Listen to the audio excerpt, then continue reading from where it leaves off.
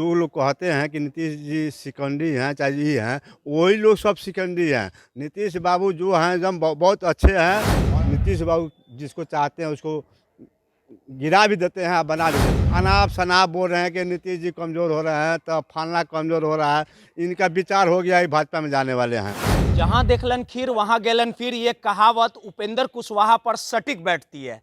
ये वही उपेंद्र कुशवाहा है जो कई साल पहले बड़े तामझाम के साथ रालोसपा का निर्माण किया था और केंद्रीय मंत्री भी बने थे।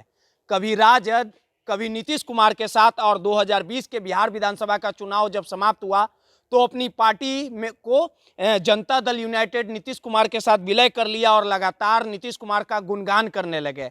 यहां तक कहें कि हम जब तक जीवित रहेंगे जनता दल यूनाइटेड में ही रहेंगे। अब देखिए कि उपेंद्र कुशवाहा के सुर फिर से बदल गया और उन्होंने सीधे तौर पे जदयू पे अटैक किया और कहा है कि जदयू कमजोर हो रही है। और इस पूरे मामले को लेके आमने सामने उपेंद्र कुशवाहा और नीतीश कुमार है। जब जब नीतीश कुमार से उपेंद्र कुशवाहा को लेके सवाल किया जा रहा है, मीडिया सवाल पूछ रही है, तो नीतीश कुमार लगातार कहीं ना कहीं उपेंद्र कुशवाहा का नाम सुनना पसंद नहीं करते। और इस पूरे घटनाक्रम को लेके बिहार की सियासत गर्म है। कयास लगाया जा रहा है कि उपेंद्र कुशवाहा बीजेपी की नैया में सवार हो सकते हैं। और जिस प्रकार से कहा जा सकता है कि लगातार अब उपेंद्र कुशवाहा को ठिकाने लगाने के लिए लगातार जदयू अपने किसी कार्यक्रम में नहीं बुला रही है। और उपेंद्र कुशवाहा ये भी आरोप लगा रहे हैं कि जदयू के बड़े नेताओं की डील सेटिंग जो है वो बीजेपी के साथ हो गई। हमारे साथ लालू जी के साले हैं प्रभुनाथ यादव जी, उनसे बात करेंगे और समझने की कोशिश करेंगे कि आखिर उपेंद्र कुशवाहा जदयू को कमजोर क्यों बता रही है। प्रभुनाथ जी, जिस प्रकार से उपेंद्र कुशवाहा के राजनीति सफर की बात कर ली जाए, अपनी पार्टी बनाते हैं, 2014 में चुनाव लड़ते हैं, केंद्रीय मंत्री बनते हैं, कभी राजद के साथ आ जाते हैं, कभी अकेले चुनाव लड़ते हैं, फिर अपना पार्टी विलय करवा लेते हैं। बोल रहे हैं कि नीतीश कुमार की पार्टी जो है वो कमजोर हो गई है और जदयू के जो बड़े बड़े नेता हैं वो बीजेपी के संपर्क में हैं, उनसे डील हो गई। आखिर अब क्या मन में चल रहा है उपेंद्र कुशवाहा का? देखिए, ये तो उपेंद्र कुशवाहा जी जो हैं जदयू के राष्ट्रीय कौन सी के संसदीय बोर्ड के अध्यक्ष हैं, संसदीय बोर्ड के अध्यक्ष हैं। ये 2012 में आपके समता पार्टी बनाए थे। उसके बाद समता पार्टी बनाए तो कुछ भाजपा से समझौता करके ये लोग चुनाव लड़े और जीते, माने गठबंधन में जीते, भाजपा के गठबंधन से जीते और मंत्री बने। उसके बाद से बीच में फिर खटक फटक हुआ तो फिर जदयू ज्वाइन कर लिए।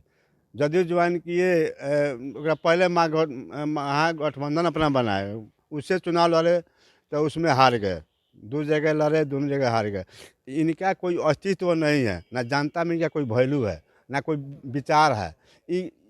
कूद के ऊ नाव पर, कूद के ऊ नाव पर, कूद के ऊ नाव पर। इशारों में आपको भी बोल रहे हैं कि आप भी लोग जदयू को तोड़ना चाहते हैं, शिखंडी बोलते हैं। राजद के नेता सुधाकर सिंह जो है शिखंडी बोलते हैं, लेकिन जदयू का कोई नेता कुछ नहीं बोलता है। लेकिन हम नीतीश कुमार के साथ खड़े हैं, तो आप लोग नीतीश कुमार को भी नीचा गिरा रहे हैं, शिखंडी बोल रहे हैं। एक जो लोग कहते हैं कि नीतीश जी शिकंडी हैं, चाहे जी हैं, वही लोग सब शिकंडी हैं। नीतीश बाबू जो हैं एकदम बहुत अच्छे हैं और अच्छे से काम कर रहे हैं, जनता का अच्छा से काम कर रहे हैं।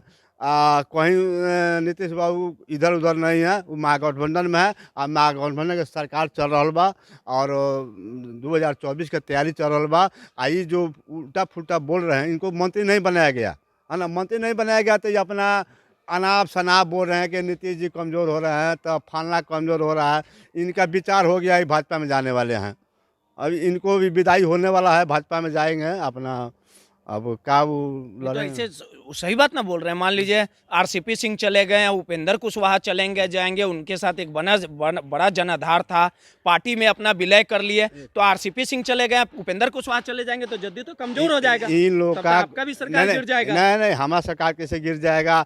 नीतीश जी कहीं कमजोर नहीं हुए। नीतीश जी और ये लोग चले जाएंगे, उपेंद्र कुशवाहा चले जाएंगे, चाहे आरसीपी से चलेंगे, उससे और नीतीश कुमार पूरा समर्थन मिल रहा है नीतीश कुमार का जनता में। आरसीपी सिंह के साथ आरसीपी सिंह तो वो तो अफसर थे और नीतीश बाबू के दया कृपा से वो उनको राज्यसभा भेज दिए थे और वहाँ गए तो मंत्री बन गए। नीतीश बाबू जिसको चाहते हैं उसको गिरा भी देते हैं, बना भी देते हैं। तो आपके नेता लोग काहे निशाना साध रहे हैं नीतीश कुमार पे? हमारे नेता नीतीश कुमार कहाँ कोई साध रहा है। सुधाकर सिंह साध रहे हैं ना। हो सकता है कि वो भाजपा से मिले हुए हैं, भाजपा जो कहता होगा वो अपना बोलते हैं। आलोक मेहता एक बयान दिए हैं स्वर्णों को लेके कि पहले घंटी बजाते थे स्वर्ण लोग।